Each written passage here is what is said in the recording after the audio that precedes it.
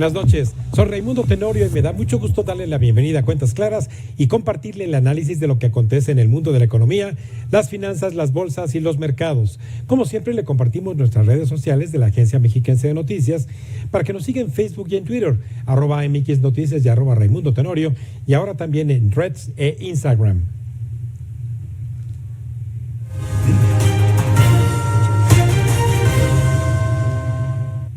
En mayo de 2023 y con cifras desestacionalizadas, la inversión fija bruta incrementó 4.5% a tasa mensual en términos reales y a tasa anual con series desestacionalizadas creció un sorprendente 15.1%, destacando en su interior los gastos en maquinaria y equipo y en construcción, que también se incrementaron. Y otro de los motores de la economía, que es el consumo privado en el mercado interior, disminuyó en términos reales 0.3 a tasa mensual y a tasa anual se incrementó 3%. Pero ¿quién mejor para analizar y explicarnos la utilidad de estos indicadores que Pedro Tello Villagrán, a quien usted ya conoce? Buenas noches, mi querido Pedro.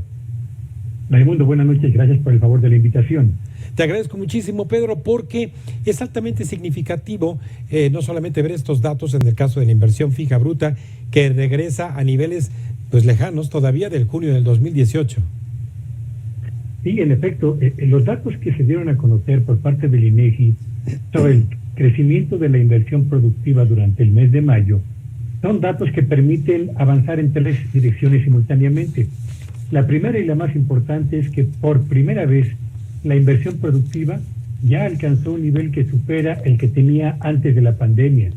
Supera además el nivel de inversión productiva que existía en el cierre del sexenio pasado y, lo que es aún mejor, supera también el nivel histórico de inversión productiva que se registró hace exactamente 65 meses, es decir, hace 5 años y 5 meses, cuando en diciembre del 2017 se alcanzó el último nivel histórico de inversión productiva. Así que la primera lectura que me parece interesante destacar es que, a diferencia de lo que había venido ocurriendo en los meses previos, la inversión productiva acelera el paso casi a mediados de este año del 2023. Segundo, lo más relevante de los datos de inversión productiva estriba en el hecho de que precisamente la inversión en construcción, no de vivienda, sino de otro tipo, de naves industriales, naves comerciales, infraestructura en general,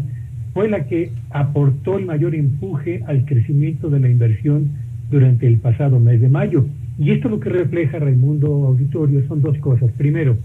la gran inyección de recursos que ha realizado el sector público para avanzar con mayor rapidez en la culminación de las dos obras que trae atoradas todavía por ahí, que es la de Dos Bocas refinería, y por otro lado el famoso Tren Maya, que demandan y reclaman una inyección fuerte de recursos para acelerar los trabajos que les permitan terminar tal como lo tenían calendarizado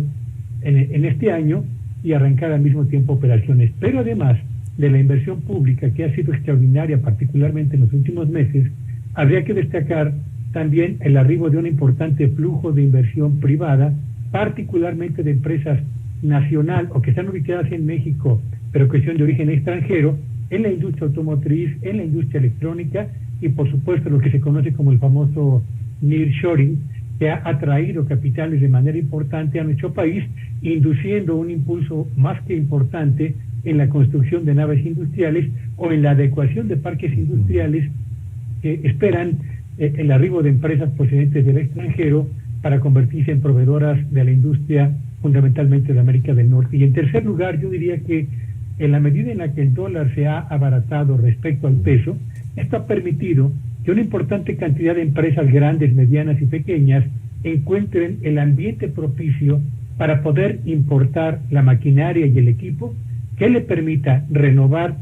la maquinaria con la que habían venido operando y cuya vida útil prácticamente ha terminado, y consecuentemente en algunos casos también ampliar sus propias capacidades de producción, pensando que en el futuro el repunte de la actividad económica nacional puede favorecer el crecimiento de sus negocios y consecuentemente los obliga a mantener costos bajos y niveles tecnológicos lo suficientemente adelantados para poder hacer frente a una competencia que se antoja cada vez más intensa. Así que la combinación de inversión pública, inversión privada por el nearshoring y la renovación de maquinaria y equipo que ha vencido su periodo de vida útil me parece que explican este importante dinamismo que ha alcanzado la inversión productiva en el mes de mayo, Raimundo. Fíjate que escuchando entre líneas justamente todo este escrutinio que tú haces de estas cifras, entonces también el tipo de cambio, al estar apreciado, anima a que las empresas, sorprendentemente, como habrás detallado, equipo de transporte en un año 54.8% de incremento, aún con cifras desestacionalizadas, quiere decir entonces que anima a gastar en reponer esos activos que se han depreciado. Sí, por supuesto. Es una coyuntura muy interesante para las empresas que han decidido traer maquinaria de otros países para poder renovar sus propios procesos tecnológicos y de producción, porque por un lado enfrentan la presión de la inflación que ha empujado al alza los precios nacionales de maquinaria y equipo, pero por la otra enfrentan el efecto favorable de un dólar cada vez más barato que les permite finalmente aprovechar esa coyuntura para compensar el incremento de la inflación interna en un momento en el que es absolutamente indispensable renovar su maquinaria y su equipo para mantener niveles de eficiencia, costos bajos y de productividad que les permita mantenerse en un mercado como el mexicano, donde la presencia de productos de importación viene avanzando a un ritmo más que importante y consecuentemente con ello mismo la competencia con productores que se ubican más allá de nuestras fronteras, Raimundo. Sí, Pedro, en el gasto agregado de la economía que nos has detallado justamente tiene que ver el gasto de inversión del gobierno, el gasto corriente. Hay 2/3 partes, prácticamente arriba del 70%, que es el gasto de consumo privado en el mercado interior. ¿Cómo nos está yendo ahí? Es interesante observar cómo, volviendo un poco a esa analogía que me gusta aplicar cuando hablamos de la economía mexicana, son 4 los motores que impulsan a la economía de cualquier país sin importar el tamaño de la misma. En el caso de la economía mexicana ya hablamos del motor de la inversión productiva que se aceleró en el mes de mayo. ¿Qué ocurre con el segundo motor o el más importante por su peso específico, que es el motor del consumo? Bueno, pues los datos de mayo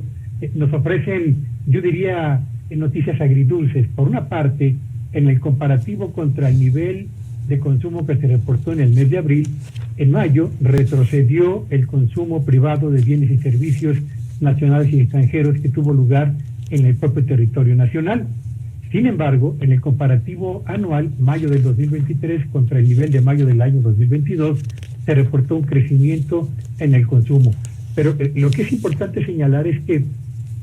el consumo había venido mostrando una trayectoria, una tendencia paulatina de aceleración en el arranque de este 2023, que parece interrumpirse en mayo, a pesar de que es un mes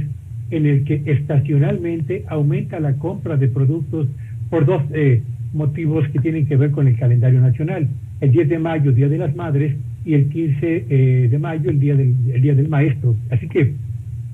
cuando se esperaba que el consumo de bienes y servicios reportara un crecimiento que se sumara a los aumentos que ya había venido registrando en los meses previos, mayo nos sorprende con un freno en el consumo privado, que tiene que ver, diría yo, fundamentalmente con el hecho de que el impacto de la inflación en el ánimo y en la confianza de los consumidores provocó justamente que mayo fuera un año con retroceso en el nivel de confianza del consumidor mexicano, y que esto se reflejara al mismo tiempo con el impacto de la inflación sobre el poder adquisitivo de los ingresos de la mayor parte de las familias. Eso es lo que explica por qué los bienes de consumo nacional, Raimundo, reportaron en mayo un retroceso, a diferencia del incremento que siguieron registrando los bienes importados, apoyados fundamentalmente por el abaratamiento del dólar. Fíjate que particularmente allí en el consumo, justamente los datos que nos compartes, en el consumo de bienes de origen nacional, pues 1.5% en el puro mes de mayo, pero en importado 21.5% de crecimiento. Quiere decir que también en esta variable macroeconómica el tipo de cambio ha tenido una incidencia en la compra de bienes duraderos, semiduraderos de importación. Sí, por supuesto. Así como ha favorecido el tener un dólar barato a los industriales para poder importar maquinaria, equipo e insumos a un costo menor, o por la apreciación del peso frente al dólar, así también el abaratamiento del dólar ha convertido justamente al tipo de cambio en un factor adicional de la lucha contra la inflación y ha permitido traer bienes a nuestro país que en pesos resultan más baratos para el consumidor mexicano, lo que sin duda alguna ha impulsado al alza el consumo de este tipo de productos en todo el territorio nacional, Raimundo. Sí, bienes duraderos, automóviles, electrodomésticos, electrónicos, etcétera, de importación, donde quiera se encuentra uno este tipo de bienes. Pero ¿qué tanto puede ser efímero esto, mi querido Pedro? Esa es quizás la gran pregunta que tendríamos que formularnos. Sí. Cuando el consumo se fundamenta en el abaratamiento del dólar, más que en una generación robusta de empleos en el sector formal de la actividad económica, o en el fortalecimiento del poder adquisitivo de los salarios de los trabajadores del campo y de las ciudades, pues estamos hablando de que ese impulso al consumo, particularmente de productos importados, tiene un componente de elevada volatilidad que eventualmente puede desvanecerse en la medida en la que el dólar comience a recuperar buena parte del terreno que ha perdido a lo largo de este año frente a nuestra moneda. Por eso es que el avance de la economía de un país como la nuestra es fundamental que se apoye, yo diría que de manera muy importante, en la inversión productiva que comienza a despegar, pero particularmente en la generación de empleos en el sector formal y en un combate real y en un abatimiento de los niveles de inflación que permitan, si no incrementar, por lo menos sostener los niveles de poder adquisitivo de los ingresos de la mayor parte de los hogares en México. Qué bueno, Pedro, qué bueno que nos ayudes justamente a entender las entrañas de estas variables y en dónde pueden estar algunas eventualidades que pueden ocurrir, ya sea tipo de cambio o bien sea pues una caída en el ingreso o lo que ocurre también con la economía exterior, que justamente en una próxima colaboración te pediremos nos ayudes ahora a analizar los otros dos grandes motores de la economía, mi querido Pedro. Será un gusto, Raimundo. Muchas gracias. Gracias, amigo mío. Como siempre, muy buenas noches. Dos de los cuatro motores de la economía parece que retoman su fase de expansión ante un horizonte de ralentización en los mercados externos, tal y como acabamos de escuchar en la voz autorizada de Pedro Tello Villagrán. Vamos a un breve corte y regresamos con todo lo que usted quiere saber sobre el Infonavit y cómo obtener un crédito, aquí en Cuentas Claras.